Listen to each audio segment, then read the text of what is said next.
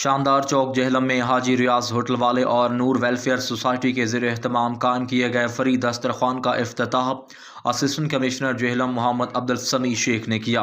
افتتاحی تقریب میں ڈی ایس پی ٹریفک خرم فیاض ستی، اسسٹنٹ ڈائریکٹر محکمہ سوشل ویلفیئر خضر حیات اور chairman youth assembly for human rights ضلع جہلم عبدالغفور چوہان بھی شریک تھے۔ اس موقع پر اسسٹنٹ کمشنر جہلم محمد عبدالسمیع شیخ نے حاجی ریاض ہوٹل والے اور نور ویلفیئر سوسائٹی کے بانی ایڈوکیٹ فرحت کمال ضیاء کی سماجی خدمات کو سراہتے ہوئے کہا کہ ایسے منصوبے خدمت انسانیت کی روشن مثال ہیں۔ انہوں نے مزید کہا کہ ضلع انتظامیہ عوامی فلاح کے ایسے منصوبوں کی ہر ممکن سرپرستی جاری رکھے گی تاکہ ضرورت مند افراد کو باعزت طریقے سے سہولت فراہم کی جا سکے۔